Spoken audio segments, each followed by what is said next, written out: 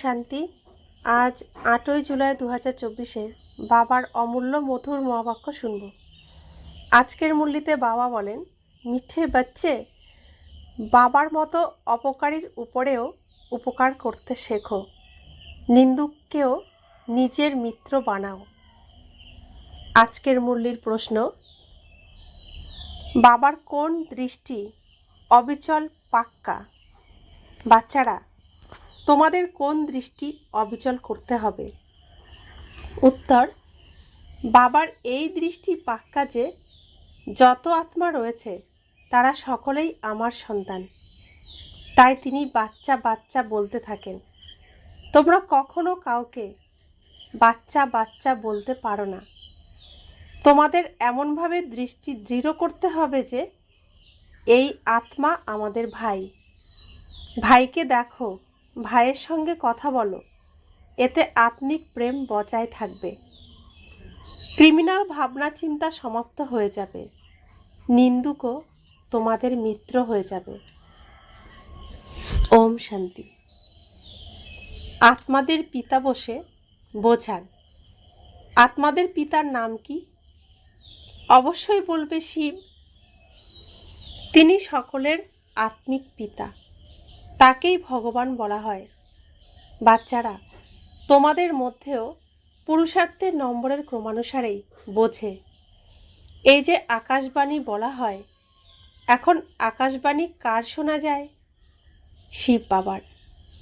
এই মুখকে আকাশ তত্ত্ব শব্দ তরঙ্গ যাতায়াতের ইথার মাধ্যম বলা হয়। আকাশ তত্ত্বের দ্বারা বাণী তো সব মানুষেরই নির্গত হয়। যত আত্মা রয়েছে সকলেই নিজের পিতাকে ভুলে গেছে। অনেক প্রকারের প্রশস্তিও গাইতে থাকে, কিন্তু জানে না কিছুই। গায়নও এখানেই ঘটে। সুখের সময়ে স্বর্গে কেউই বাবাকে স্মরণ করে না।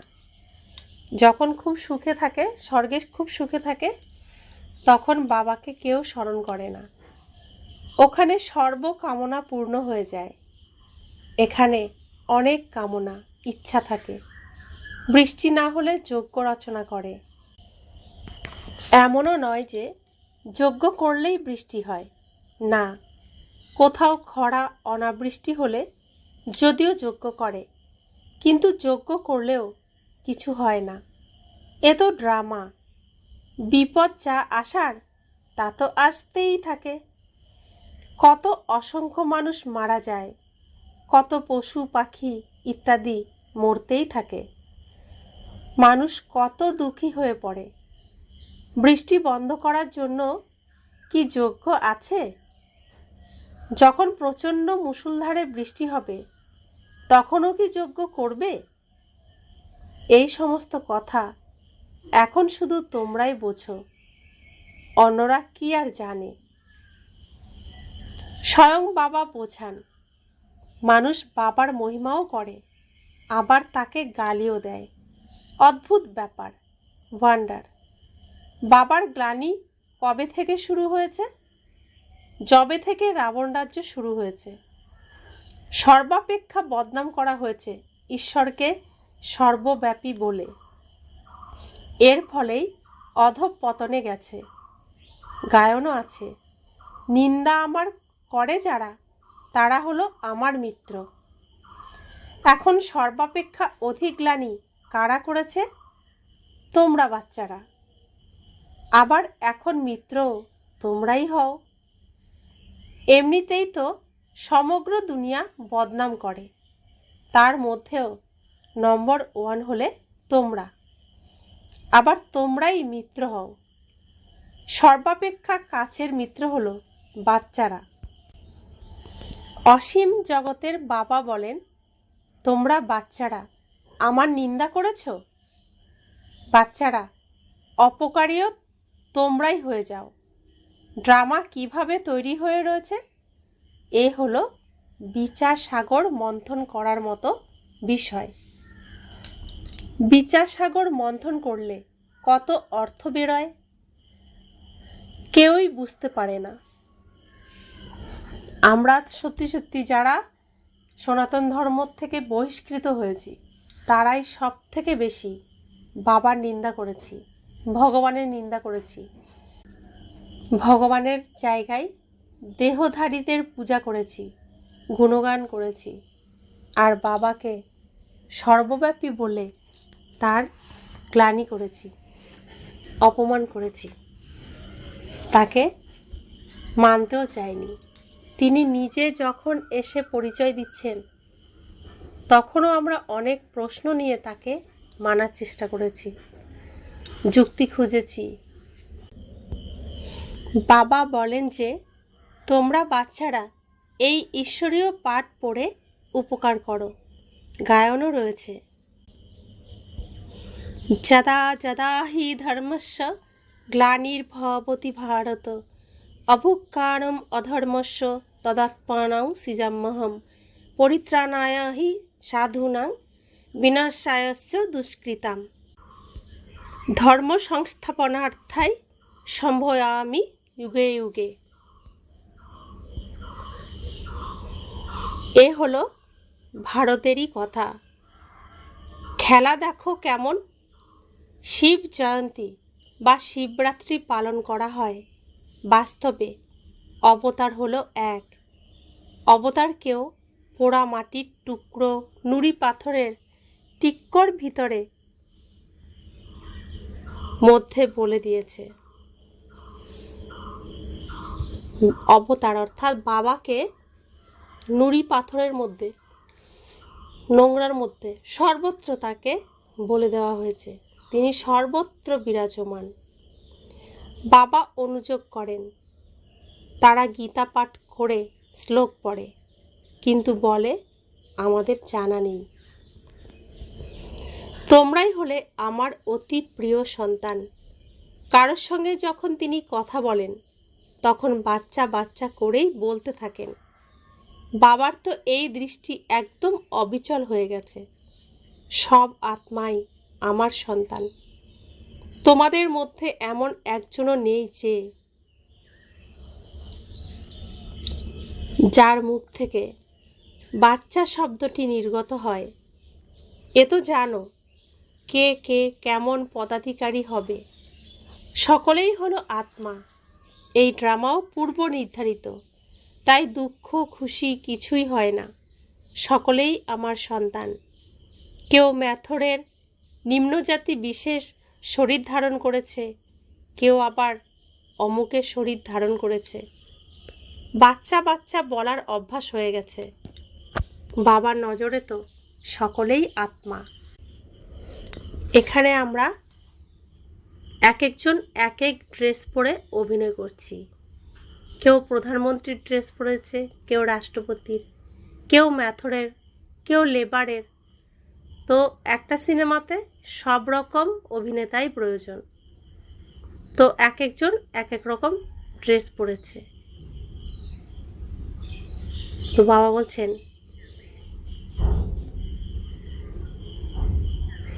বাবার নজরে সকলেই আত্মা। তাদের মধ্যেও গরিবরা তো বাবার খুব পছন্দের, কারণ ড্রামা অনুসারে তারাই অনেক গ্লানি করেছে। এখন আবার আমার কাছে চলে এসেছে। একমাত্র লক্ষ্মীনারায়ণই এমন রয়েছে যাদের কখনো কোনো বদনাম হয়নি। কৃষ্ণেরও অনেক বদনাম করা হয়েছে। ওয়ান্ডার, তাই না? এটাই আশ্চর্যের। কৃষ্ণ যখন বড় হয় তখন আর তার গ্লানি হয় না। এই জ্ঞান কত চিত্তাকর্ষক। এমন গুপ্ত কথা কি কেউ বুঝতে পারবে? না, পারবে না। এর জন্য চাই বুদ্ধিরূপী স্বর্ণপাত্র, আর তা স্মরণের যাত্রার মাধ্যমেই হতে পারে। এখানে বসেও যথার্থ স্মরণ করে কি? না, করে না। এ কথা বোঝে না যে আমরা হলাম ছোট্ট এক আত্মা। স্মরণও বুদ্ধির দ্বারাই করা হয়, কিন্তু এ কথা বুদ্ধিতে আসে না। অত্যন্ত ছোট আত্মা, তিনি আমাদের পিতাও শিক্ষকও। এ কথা বুদ্ধিতে আনাও অসম্ভব হয়ে যায়। বাবা বাবা তো বলে, দুঃখে সকলেই স্মরণ করে। ভগবানুবাচ আছে যে দুঃখে সকলেই স্মরণ করে, সুখে কেউই করে না। প্রয়োজনই নেই স্মরণ করার। এখানে এত দুঃখ বিপদ ইত্যাদি আসে, তাই স্মরণ করে, ভগবান দয়া করো, কৃপা করো। বাবার বাচ্চা হয়ে যাওয়ার পরে এখনও লেখে যে কৃপা করো, শক্তি দাও, দয়া করো। বাবা লেখেন, শক্তি যোগ বলের দ্বারা স্বয়ং প্রাপ্ত করো। নিজের উপরে নিজেই কৃপা দয়া করো। নিজেকেই নিজেই রাজ তিলক পরাও। যুক্তি বলে দিচ্ছি কিভাবে করতে পারো। টিচার পড়ার বিষয়ে যুক্তি দেন, স্টুডেন্টদের কাজ হলো পড়াশোনা করা, ডাইরেকশন অনুসারে শ্রীমত অনুসারে চলা। টিচার কি গুরু যে কৃপা আশীর্বাদ করবে? না, করবে না। যারা তীব্র পুরুষার্থী বাচ্চা তারা দৌড় লাগাবে। প্রত্যেকেই হলো স্বতন্ত্র, যত দূর দৌড়াতে পারবে তত দূর দৌড়াও। স্মরণের যাত্রাই হলো দৌড়। প্রত্যেক আত্মাই হলো ইন্ডিপেন্ডেন্ট। ভাই বোনের সম্পর্ক থেকেও মুক্ত করে দেওয়া হয়েছে। পরস্পরকে ভাই ভাই মনে করো, তাও ক্রিমিনাল আই যেতেই চায় না। তারা নিজেদের কাজ করতেই থাকে। আগে যখন আমরা জানতাম না আমরা কে, তখন আমরা অনেক অধর্ম অনেক পাপ করেছি, কিন্তু এখন তো জানি আমাদের পিতা একজন, আমরা আত্মা ভাই ভাই। তারপরেও আমাদের রাবণের দুনিয়ার দৃষ্টি বৃত্তি ইচ্ছা এগুলো থাকা তো উচিত নয়। তো বাবা বলছেন যে পরস্পরকে ভাই ভাই মনে করো, তাও ক্রিমিনাল আই যেতেই চায় না। তারা নিজেদের কাজ করতেই থাকে। এই সময় মানুষের সর্বাঙ্গই হলো ক্রিমিনাল। কাউকে লাথি মারছে, ঘুষি মারছে, তাহলে তো ক্রিমিনাল অঙ্গ হলো, তাই না? প্রতিটি অঙ্গই ক্রিমিনাল হয়ে গেছে, ওখানে কোনো অঙ্গই ক্রিমিনাল হবে না। এখানে প্রতিটি অঙ্গের দ্বারাই কুকর্ম করতে থাকে। সর্বাপেক্ষা অধিক ক্রিমিনাল অঙ্গ কোনটি? চোখ। বিকারের আশা আকাঙ্ক্ষা পূর্ণ না হলে তখন হাত চালায়, মারধর করে। সর্বপ্রথমে হলো চোখ। সুরদাসের কাহিনীও রয়েছে, যে নিজের চোখ উপড়ে ফেলেছিল। শিব বাবার তো কোনো শাস্ত্র পড়া নেই, এই রথের পড়া আছে, অর্থাৎ ব্রহ্মা বাবার শাস্ত্র পড়া আছে। শিব বাবাকে তো জ্ঞানের সাগর বলা হয়। এ কথা তোমরা জানো যে শিব বাবা কোনো পুস্তক পড়েন না। আমি হলাম নলেজফুল বীজরূপ। এ হলো সৃষ্টিরূপী বৃক্ষ ঝাড়, এর রচয়িতা হলেন বাবা বীজ। বাবা বোঝান, আমার নিবাসস্থান হলো নিরাকার লোকে মূল বতনে। এখন আমি এই শরীরে বিরাজমান, আর কেউই বলতে পারে না যে আমি এই মনুষ্য সৃষ্টির বীজরূপ, আমি পরমপিতা পরমাত্মা। কেউ এ কথা বলতে পারবে না। যদি কেউ ভালো সেন্সিবল বুদ্ধি সম্পন্ন হয়, সুবুদ্ধি সম্পন্ন হয়, আর কেউ তাকে বলে ঈশ্বর সর্বব্যাপী, তবে সে ঝট করে প্রশ্ন করবে যে তুমিও কি ঈশ্বর? তুমিও কি আল্লাহ সাই? তা হতে পারে না। কিন্তু এই সময় কেউই এমন সেন্সিবল নেই। ওরা আল্লাহকে জানে না, আর তাই তারা বলে আমি আল্লাহ। ওরা ইংরেজিতে বলে অমনি প্রেজেন্ট, সর্বত্র বিরাজমান। অর্থ যদি বোঝে তবে কখনো এমন বলবে না। বাচ্চারা, এখন তোমরা জানো যে শিব বাবার জয়ন্তী তথা নতুন বিশ্বের জয়ন্তী। ওর মধ্যেই পবিত্রতা, সুখ, শান্তি সব কিছু চলে আসে। শিব জয়ন্তী তথা কৃষ্ণ জয়ন্তী তথা দশেরা জয়ন্তী, শিব জয়ন্তী তথা দীপমালা জয়ন্তী, শিব জয়ন্তী তথা স্বর্গ জয়ন্তী, এর মধ্যেই সব জয়ন্তী এসে যায়। এসব নতুন নতুন কথা বাবা বসে বোঝান। শিব জয়ন্তী তথা শিবালয় জয়ন্তী, বেশ্যালয় মরন্তী, সব নতুন কথা বাবা বসে বোঝান। শিব জয়ন্তী তথা নতুন বিশ্বের জয়ন্তী, সকলেই তো চায় বিশ্বের শান্তি প্রতিষ্ঠা হোক। তোমরা কত ভালোভাবে বোঝাও, তথাপি জাগরিত হয় না। অজ্ঞতা অন্ধকারে নিদ্রিত রয়েছে, তাই না? ভক্তি করতে করতে সিঁড়ির নিম্ন ধাপে নেমে এসেছে। বাবা বলেন, আমি এসে সকলের সদ্গতি করি। বাচ্চারা, বাবাই তোমাদের স্বর্গ আর নরকের গুপ্ত রহস্য বোঝান। যেসব সংবাদপত্র তোমাদের বদনাম করে তাদের উদ্দেশ্যে লেখা উচিত, যারা আমাদের বদনাম করে তারাও আমাদের মিত্র। তোমাদেরও সদ্গতিও আমরাই অবশ্যই করব। যত চাও তত গালি দাও। ঈশ্বরের গ্লানি করে, তাহলে আমাদের গ্লানি করলে কি হয়েছে? তোমাদের সদ্গতি আমরা অবশ্যই করব। তোমরা যদি না চাও তাও নাক ধরে টেনে নিয়ে যাব। ভয়ের তো কোনো কথাই নেই। যা কিছুই করো তা কল্প পূর্বেও করেছ।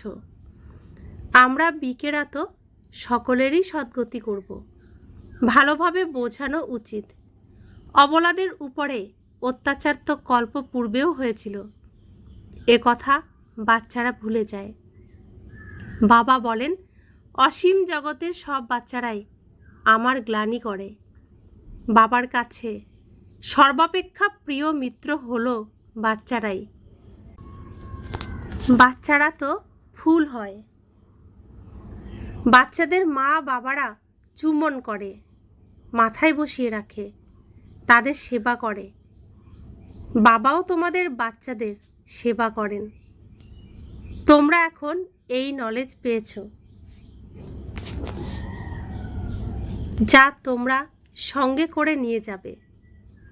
যারা নেবে না তাদেরও ড্রামায় নিজ নিজ পার্ট রয়েছে, সেই পার্ট প্লে করবে। হিসেব নিকেশ চুকিয়ে ঘরে চলে যাবে। স্বর্গ তো দেখতে পায় না। সকলেই কি স্বর্গে যাবে? না, যাবে না। এই ড্রামা পূর্ব নির্ধারিত। এত পাপ করে তাই আসবেও দেরিতে। যারা তমপ্রধান তারা দেরিতে আসবে। এই গুপ্ত রহস্য ভালোভাবে বুঝতে হবে। ভালো ভালো মহারথী বাচ্চাদের উপরেও গ্রহের দশা বসে আর তৎক্ষণাৎ ক্রোধ চলে আসে। তখন বাবাকে চিঠিও লেখে না। বাবাও তখন বলেন যে ওদের মুরলি পাঠানো বন্ধ করে দাও।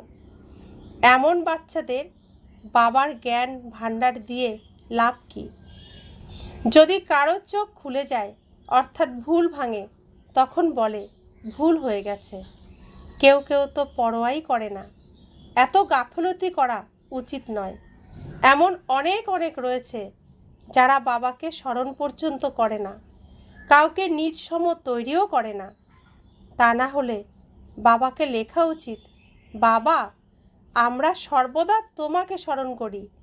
কেউ তো আবার এমনও রয়েছে যে সকলের নাম লিখে দেয়, অমুক অমুককে আমার স্মরণ দেবে। এই স্মরণ কি সত্যিকারের? না, তা নয়। মিথ্যা চলতে পারে না। ভিতরে ভিতরে হৃদয়কে দংশন করবে। বাবা বাচ্চাদের ভালো ভালো পয়েন্টস বোঝান।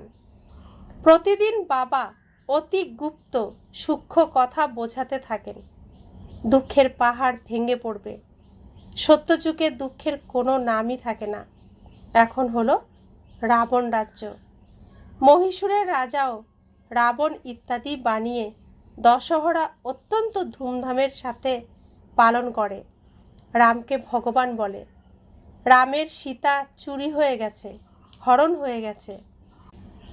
বাবা বলেন, তিনি তো হলেন সর্বশক্তিমান, তোমরাই তো বলো রাম ভগবান, তার কাছ থেকে চুরি কিভাবে হতে পারে? ভগবানের কাছ থেকে চুরি কিভাবে হতে পারে?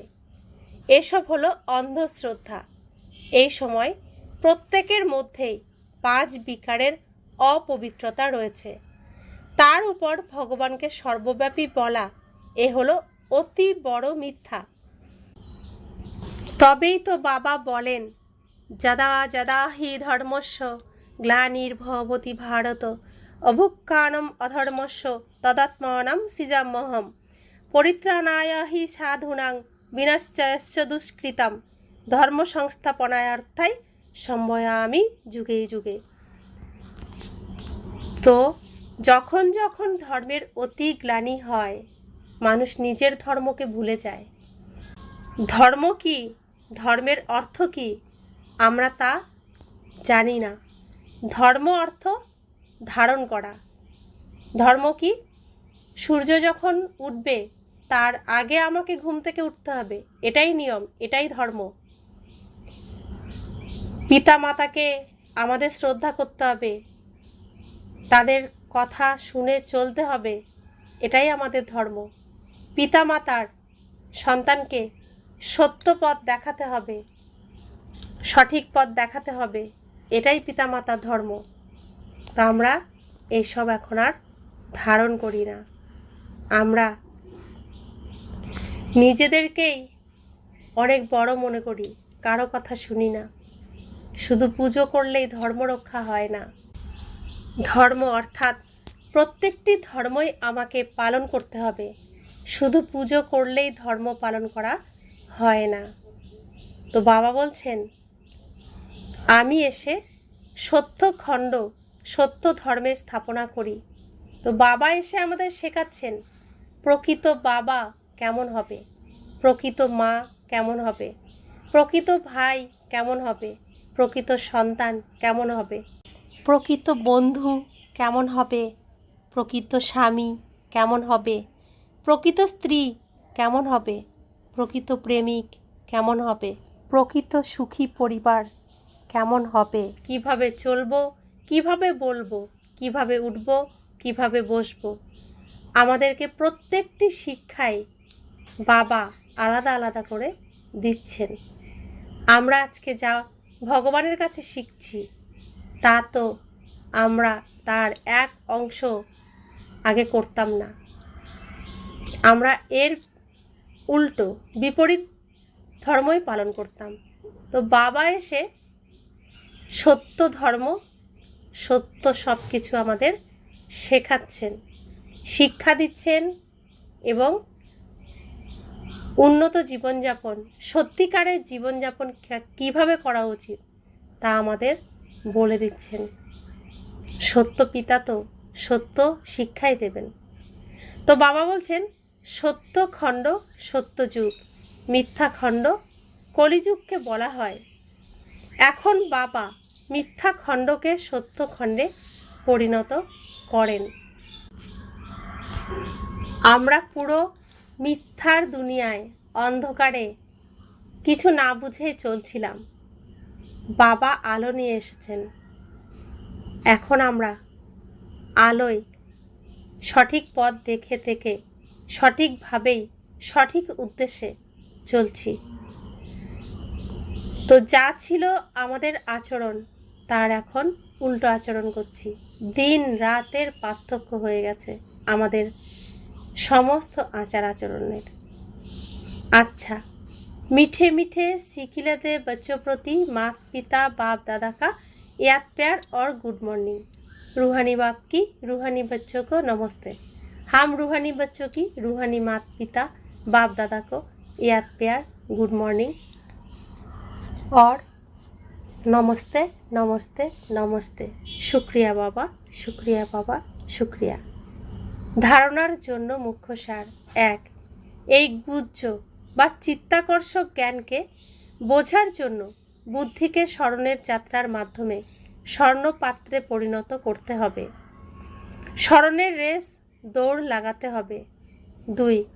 বাবার ডাইরেকশন অনুসারে শ্রীমতে চলে অত্যন্ত মনোযোগ সহকারে এই ঈশ্বরীয় পাঠ পড়ে নিজের উপর নিজেরই কৃপা বা আশীর্বাদ করতে হবে।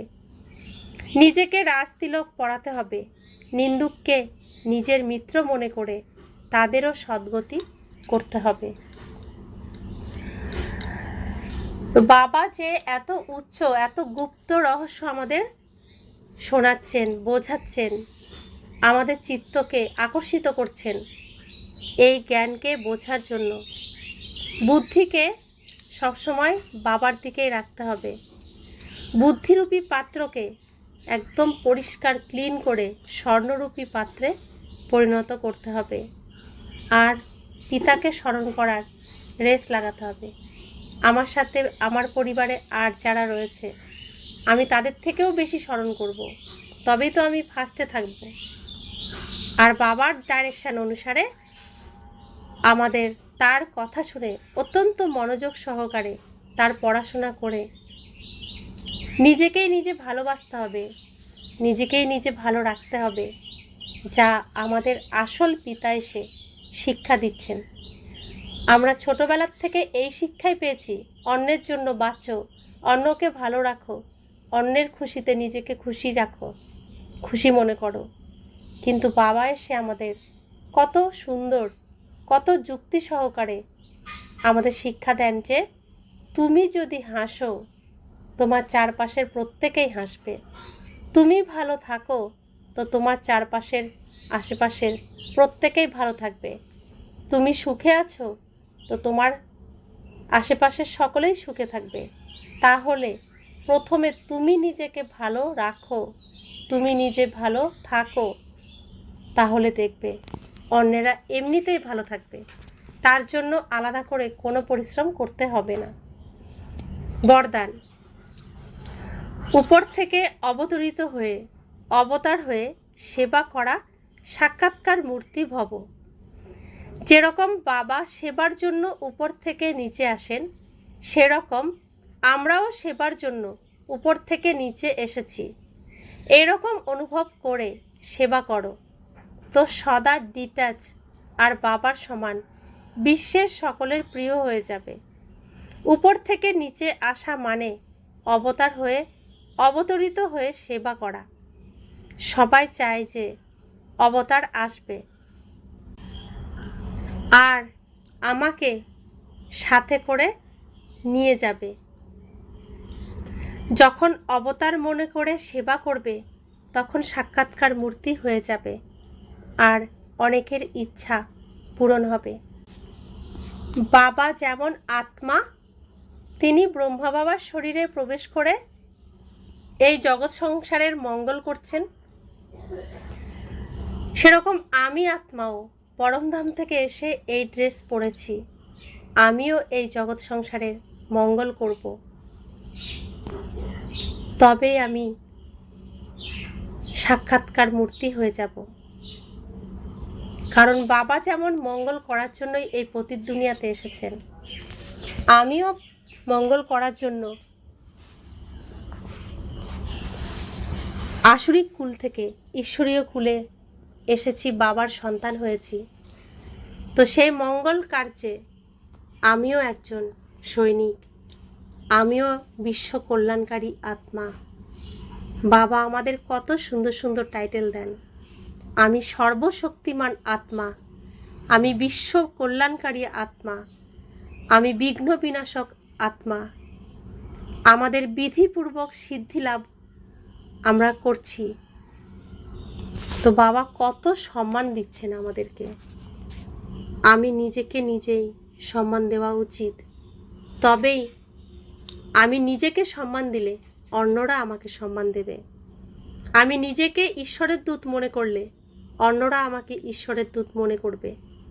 আমি নিজেকে দৈবী গুণ সম্পন্ন আত্মা মনে করলে অন্যরাও আমার মধ্যে সেই গুণ দেখতে পাবে এবং আমার পিতাকে প্রত্যক্ষ করতে পারবে আমার আচরণের দ্বারা। স্লোগান, তোমাদেরকে কেউ ভালো করুক বা খারাপ, তোমরা সবাইকে স্নেহ দাও, সহযোগ দাও, দয়া করো। তো ভগবানের এত গ্লানি, এত নিন্দা করা সত্ত্বেও তিনি সেই বাচ্চাদেরকেই উদ্ধার করার জন্য, আসরিক গুণ থেকে মুক্ত করার জন্য, রাবণের শৃঙ্খল থেকে মুক্ত করার জন্য তিনি আসেন উপকার করতে। আমি তার সন্তান। তো আমাদেরকে কেউ খারাপ বললেও সেও তো আমার ভাই। লৌকিকেও তো ভাই ভাই ঝগড়া হয়, মারামারি হয়, আবার ভাইকে আদর করে কাছেও ডাকা হয়। তো সেরকমই যারা আমাদের গ্লানি করছে, নিন্দা করছে, তারা অবুঝ, তারা আসরিক গুণে রাবণের মায়া জালে জেলখানায় বন্দি রয়েছে। তারা না বুঝেই করছে। তাদেরকে আমাদের সহযোগ দিয়ে এই মায়া জাল থেকে বের করে আনতে হবে। আমাদের বাবার সমান হতেই হবে, মঙ্গলকারী হতে হবে, বিশ্ব কল্যাণকারী হয়ে সেবা করতে হবে। তবেই বাবার মান আমরা রাখতে পারবো এবং নিজের মানও রাখতে পারবো। ওম শান্তি।